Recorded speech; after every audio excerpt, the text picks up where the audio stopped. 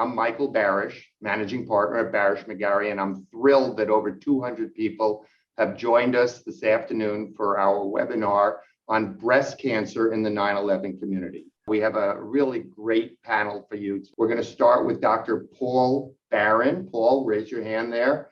And Dr. Barron is Chief of Breast Surgery and Director of the Breast Cancer Program at Lenox Hill Hospital, which is part of Northwell. We also have Patricia Goldsmith of CancerCare, Marie Simaglia of the American Cancer Society, Liam Lynch of NICOSH, and hopefully soon Nina Foley of Adelphi will be joining us. And we're also going to talk about the World Trade Center Health Program and the Victim Compensation Fund and the changes since last year when we did this webinar. So Dr. Barron, I promise we'd start with you right away because I know your time is short. It's all yours. Well, thank you for inviting me, Michael. So as I mentioned, I'm at Lenox Hill. I'm the Chief of Breast Surgery here, and we have a vibrant, growing program here for patients with breast cancer or concerned they have breast cancer. And we use cutting-edge treatment. So what I'm going to do is talk about cancer incidence, specifically related to breast cancer, how breast cancer is detected and diagnosed, some basics about surgical treatment, and also the role of systemic therapy and radiation therapy. So in 2021, the U.S. is estimated there'll be close to 2 million new cancer cases diagnosed each year, which translates to about 600,000 cancer deaths. And what that means is every single day, there's over 5,000 new cancers diagnosed each day, and 1,600 deaths due to cancer, which unfortunately is about the order of magnitude we've been seeing with COVID deaths in the United States. Cancers in women, 2021 estimates, breast cancer is still the #1 cause of cancer in women at close to 300,000 cases each year. Fortunately, we do a pretty good job at treating these patients and the survival rates markedly improved. But unfortunately, we still lose over 40,000 women due to breast cancer. So we still have a long way to go to improving this. And we have made a lot of strides in the past couple of decades. So I've broken this down in some of the factors that you can have an impact on to lower your risk of breast cancer. So alcohol, even small amounts of alcohol will increase your risk of breast cancer. It's estimated that you should try to limit yourself to 1 drink a day. Certainly occasionally, more than that, it's not going to be the end of the world, but modest alcohol intake is important. Modest weight loss will also reduce the risk of breast cancer. Being physically active will reduce the risk of breast cancer. And there's actually a lot of very interesting data that people who are active with exercise have a lower risk of dying from breast cancer once they're diagnosed. A low-fat diet is also helpful. And a history of combined hormone therapy will increase your risk of breast cancer. This is not birth control pills. These are patients who took hormone replacement for menopause. So risk factors you can't really change is being a woman. As you get older, the chance of getting breast cancer increases. Having dense breast tissue increases your risk of breast cancer. Early age of menses, late menopause, also you really can't do much about that. If a patient has a biopsy and it shows atypical hyperplasia, those patients have an increased risk for breast cancer.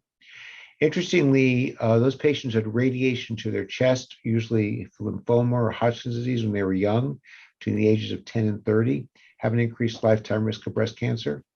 A family history of breast cancer is important, but that's more important if the relatives had breast cancer when they were premenopausal, and if they were first-degree relatives or even second-degree. So mother, sister, daughter, and certainly those who have an inherited gene will increase the risk for breast cancer. Most of you have heard about this. If you have inherit what's called a BRCA gene, those patients have a markedly increased risk for getting breast cancer. If you have that gene, then the risk of breast cancer by the age of 50 is as high as 50%, compared to only 2% if you don't have the gene. It's as high as 87% up to the age of 70. These patients also have an increased risk for ovarian cancer. For those of you in the audience, if you're Jewish, you have a markedly higher risk of carrying this gene mutation. It's about 1 in 40 are carriers of this gene mutation, whereas if you're not Jewish, it's about 1 in 500. So it's a markedly increased risk. And this just shows that we actually now test for many different genes. It used to be just BRCA1 and 2, but since about 2014, we test for about 11 different genes, all of which will identify patients with a higher risk of getting breast cancer. So how do we detect breast cancer? History is important, as we talked about. If the patient complains of various breast mass or other complaints, family history is important, physical exam. But really the most critical way we find breast cancer these days is mammography. It's the best way of finding cancer when it's small and early before you can feel it. In addition to mammography, we use ultrasound, and in some select patients that we identify as high risk, we do MRI. And those patients with suspicious imaging will undergo a needle biopsy of the breast to identify cancer. So on examination, those patients who present with a lump, certainly most lumps we see are not cancer, but those that are suspicious will get mammograms and ultrasound. Various other features on exams, such as a retraction, dimpling of the skin, a nipple discharge, rashes, and skin changes are things also to look for. These are the current guidelines by the American Cancer Society. I will say that there's a little controversy always with these, but I think these are very safe guidelines, which means once you hit 40, most women should begin undergoing screening mammogram. There's some debate whether to do it yearly at that point. Certainly, I think there's a lot of benefit at that age getting yearly mammograms. As patients get older, there's some debate whether to transition to every other year. But if you look at the data critically, you'll see that if you get regular mammograms every year, you're more likely to find a cancer when it's early. So still, most of us will argue to have mammogram each year starting at the age of 40. And this is data that shows that when women start having mammograms on a regular basis, it definitely led to a decrease in mortality from breast cancer. So regular mammograms will reduce the risk of dying of breast cancer. So that's a very important factor. This is just an example of where the value of mammograms are and why it's important that some patients, even mammograms, are not perfect. So in this case, the patient was 42. She had a family history of a sister with breast cancer at the age of 40. So having a sister with breast cancer at a young age identified her as a high risk. So in her case, the mammogram was actually very dense. You really couldn't see much on it. But since she was high risk, we also decided that she would benefit from an MRI. And what the MRI showed is that she actually has a small lesion here in the breast. And that then led to an ultrasound guided biopsy, which confirmed that she had breast cancer. When it comes to breast cancer treatment, the basics are we do lumpectomy, which is where you just take out the tumor with a rim of tissue around it. We do this probably in more than 70% of the breast cancers we see these days. So patients, outpatient procedure, make a little incision, you take the tumor out, and that's it. Certainly in some cases, we still do mastectomies. Those are in patients with usual very large cancers or those that are in multiple different quadrants of the breast, or those who have turn out to have a BRCA gene with their cancer diagnosis. And in some cases now, if the tumor is pretty big, we'll give them neoadjuvant therapy, meaning chemotherapy or hormonal therapy prior to surgery to shrink the tumor down and then do the surgery. Chemotherapy, in addition to radiation therapy, is still part of our treatment. And it's just a diagram just simplistically showing what make an incision, we take a lump out, and this is a lumpectomy. And nowadays, even though this picture shows the incision here, I try to hide the incisions around the nipple so it's not visible. And this just confirms that nowadays when we do lumpectomies, I try to hide the incisions around the nipple or under the breast. And for those people who have mastectomies, more and more we can do what's called nipple sparing mastectomies, where the incisions are under the breast. You take all the breast tissue out, and then a plastic surgeon comes in and rebuilds the breast. And so it's not only to have a good cure rate with the cancer surgery, but also have a great cosmetic result. The survival for mastectomy and lumpectomy is the exact same. So it's important to know that some people think a mastectomy is a better survival, but it does not. Given choice, most patients prefer a lumpectomy. So we just basically do mastectomies in patients with large tumors if they have more than one tumor in different quadrants, or if they have an increased risk, such as they're gene carriers. There are various types of mastectomies, and we now have various types of reconstructions. The most common one is where a tissue expander is put under the breast. And this just shows a diagram of that. It's kind of a deflated breast implant. And then what they do is they inject through the skin saline every couple of weeks to expand it. And then they take that out and replace it with a breast implant. The other common reconstruction we do is called a DIP, which stands for deep inferior epigastric perforators, meaning they take fat from the lower abdomen, harvest it on some blood vessels in the muscle, and sew it to blood vessels in the chest. And this is a very impressive procedure using your own tissue. There's no artificial tissue. Plus, a lot of patients like the fact that they get a bit of a tummy tuck with it, with the incision. Most patients who have lumpectomy have radiation. Some mastectomy patients also get radiation. So that's also part of our treatment. And finally, chemotherapy is also important. And nowadays, we basically, we base our treatment on the risk of recurrence, meaning we frequently will send the tissue off for a lab test called Oncotype or mammoprint to determine what that risk is. If it's a high risk, they get chemotherapy. If it's low risk, they don't. However, in some patients, if we know from the get-go they have what's called triple negative cancer or HER2 positive cancer, we'll frequently give them chemotherapy before surgery and then do the surgery and afterwards. Dr. Barron, thank you so much. Marie, I just want to say thank you again for introducing me to Dr. Barron. Can you tell us a little bit about what the American Cancer Society is doing and about Real Men Wear Pink? Sure. Thank you so much for having me today. And I know there's a lot of organizations on here tonight, and they're all great organizations, and we all do a little bit different things, right? So I'm going to talk a little bit about the American Cancer Society. So first thing is we're available 24/7 every day. 24/7, you'll get a live operator if you call our 1-800-227-2345 phone number. You'll get a live operator, multi-language. We also have the cancer.org website, which you can ask questions, and a lot of times there's people on there also that will answer your question right away. We have programs and services to help all of our patients. So we've got a Reach to Recovery program. We'll try to find somebody to match you up that's got that's about the same as you. So this way, you can not only have a friend, but you can have somebody that's been through the journey. There's certain things that maybe you want to get that information from somebody who's kind of a stranger, but then ends up being a friend. We've got a Road to Recovery program that will help transport you back and forth to treatment. We've got a Hope Lodge in New York City. Hope Lodge will house you for free and a caregiver when you're going to treatment in one of the hospitals, in your area, because there's no reason why just because of where you live, you shouldn't get the best treatment. We've had people stay as long as 2 years. We've had people stay a week. And we have Real Men Wear Pink campaign. It's all men. They raise funds for breast cancer research, education, advocacy, and patient family services.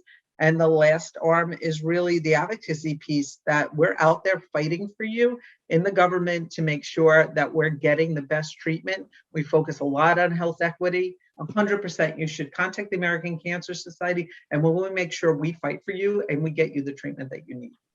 Marie, thank you for that. And Patricia Goldsmith of CancerCare, thank you so much for joining us today. I'd like you to tell us a little bit about CancerCare and the work and the wonderful work that you do, not just for breast cancer survivors and families, but for all cancers. Well, thank you, Michael. But first, I want to shout out to you and your legal team for everything that you do for the 9/11 community. I had the pleasure of meeting you just recently, and you and your firm blow me away. And so thank you, thank you. You have helped so many of our clients, and we're deeply appreciative of that. Thank you. So CancerCare is a 77-year-old organization that is based in Manhattan. We do have offices in Long Island and New Jersey, but we serve individuals all across the United States. So I'd like to tell you about how we do that, and everything that I'm going to talk about is free of charge. I call at CancerCare our Masters Prepared Oncology Social Workers the heart and soul of the organization. And with rare exception, if you call CancerCare, you will be talking to a Master's Prepared Oncology Social Worker who will do a very caring and thorough intake and match you with the programs and services that we have to offer. We have a very robust platform, again, everything available free of charge, called My Cancer Circle. Anybody can go in and build their own community. And it's a mechanism to allow you to be able to communicate with your family and friends Imagine if you've just come home from chemotherapy. It's hard to maybe answer 10 phone calls or 8 texts from caring people. You can push a report out or information out. We are one of the largest distributors of financial assistance for cancer patients and their families to help with transportation, babysitting, childcare, pain and pain medication, and also chemotherapy if you qualify. Last fiscal year, we gave out almost $80 million in financial assistance. So I want everyone who is listening, and you tell all your friends about CancerCare, utilize our services because we are there for you. Thank you so much, Michael. Trish, thank you. And I can't thank you and Maria enough. I mean, we're getting the word out there about the support that's available to people with cancer. And we're very happy now to have Nina Foley join us. Nina is volunteer hotline coordinator of Adelphi, New York's statewide breast cancer hotline and support program. The work you guys do is amazing as well. Would you please tell us about Adelphi's breast cancer program? Thank you so much for including me in this webinar. The mission of our program is to educate, support, empower, and advocate for patients, their families, professionals, and the community. Our hotline is the oldest hotline in the country, over 40 years old. We serve all of New York State. And we're staffed by professionally trained and supervised volunteers who are also breast cancer survivors. So to be a hotline, on the hotline, you need to be a survivor. We offer a peer-to-peer program, which was one of my favorites. Someone else just mentioned this from the American Cancer Society, because it connects callers who have a specific diagnosis or experience with a volunteer who shares the same experience. Other services that we provide include a support group in both English and Spanish for newly diagnosed patients, as well as patients who have metastatic breast cancer. We have a four-session creative arts workshop that's beginning again in January, that's been running for 2 years. We also have a newly forming group for individuals who are dealing with breast cancer reoccurrence. We also offer individual counseling for families and for individuals who are all seeing professionally trained social workers. All of our services are being offered either on Zoom or on the phone at this point. We also provide educational forums on medical, legal, psychosocial, and wellness topics that are facilitated by experts on Zoom approximately about 6 times a year, and all of our services are for free, including the counseling services, the support groups, everything. So if you know of anyone who might be interested in becoming a volunteer, we would love to have you join. So thank you so much.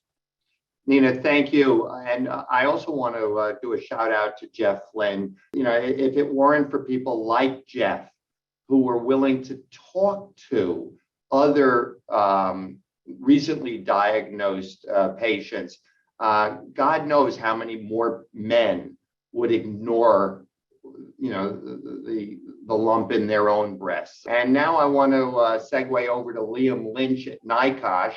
Liam, thank you again for joining us. Thank you so much, Michael. Thanks for having me here tonight. I'm with NICOSH, the New York Committee for Occupational Safety and Health. We are a nonprofit in the city. We're made up of labor activists and worker advocates, and we advocate for stronger worker protections for New York City workers, especially in this time of COVID. We train workers across the gamut, from nail salon workers to construction workers to first responders, in safety and health topics, from workplace violence, infectious diseases, and general OSHA trainings. And we advocate pretty heavily and lobby for safer protections. My organization was there right after 9/11, working with the 9/11 community responders and survivors.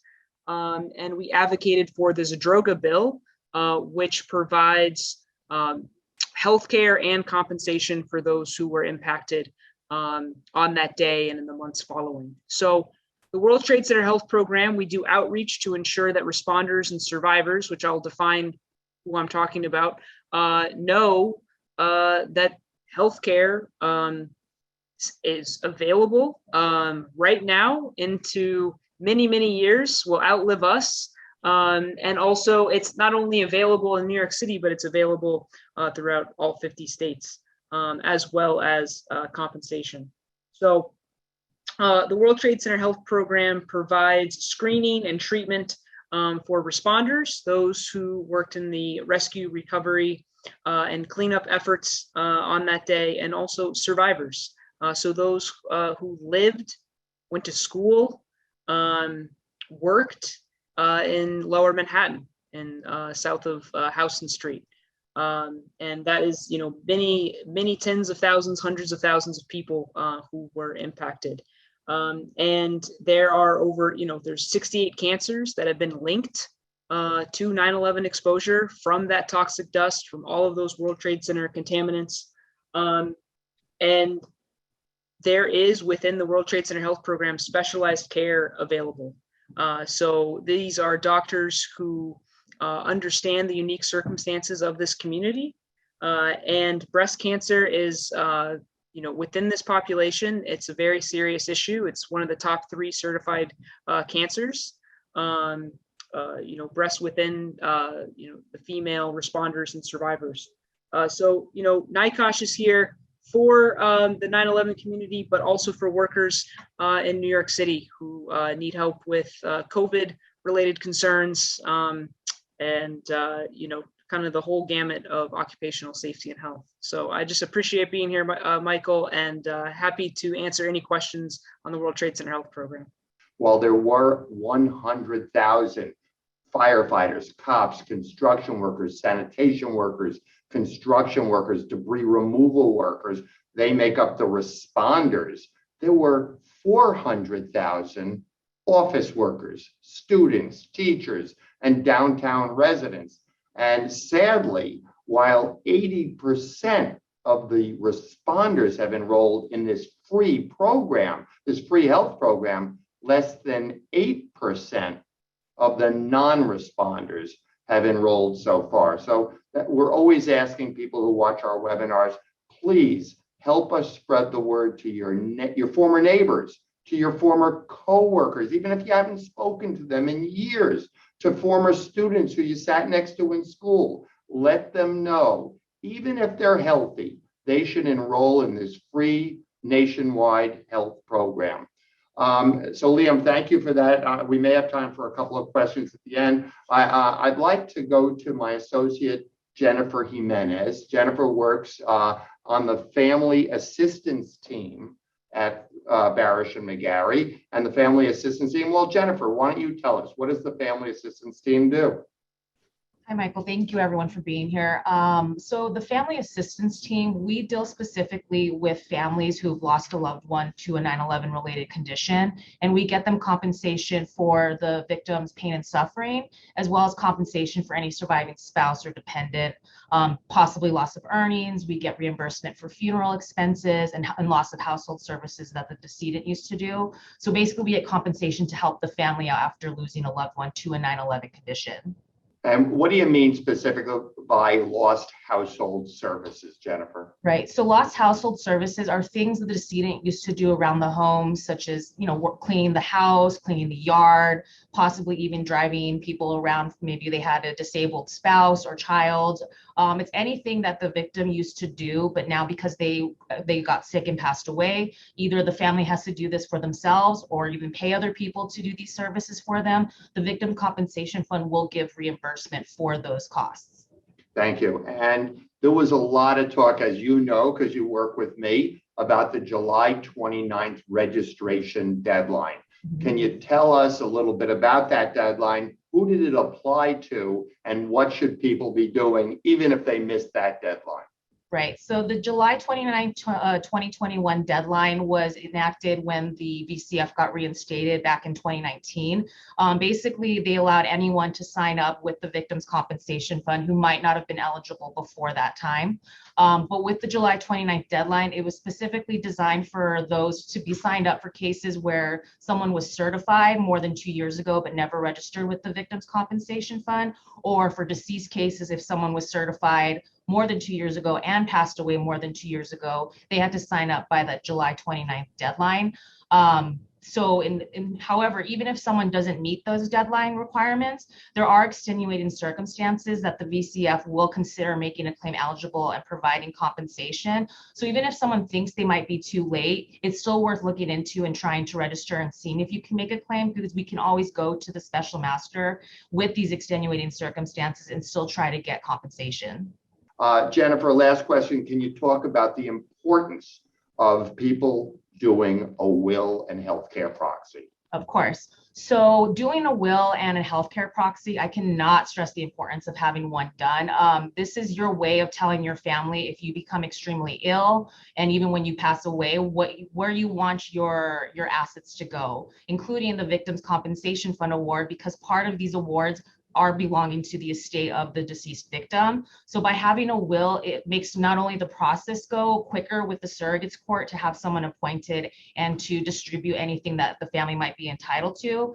It also lets the court and your family know who you want to benefit from these things that would have been yours. So I cannot stress, it's always important to get a will, get a healthcare proxy. For our clients who are residents of New York, we even do free wills and healthcare proxies for our clients and their spouses. So I highly recommend that people look into getting a will and a healthcare proxy. Right. And as you can see from this slide, we're urging everyone, even if they are healthy, please register with the World Trade Center Health Program. Register with the Victim Compensation Fund. You don't need an attorney to do this, although a lot of our clients feel that the 10% fee that Congress established is worth it. It doesn't matter to me whether you hire us or anyone else. Just register to protect yourself. You're going to need to secure proof that you were in the exposure zone. So let me briefly talk about that. When Congress passed the Zadroga Act, basically what they said was anybody who was south of Houston Street in Lower Manhattan is entitled to join the World Trade Center Health Program. Responders can go for an annual exam, but the survivors, that is the civilians, must have some symptoms, whether it be, correct me if I'm wrong, Liam, but they can, even if they just have PTSD or anxiety, they're entitled. Am I right? Absolutely.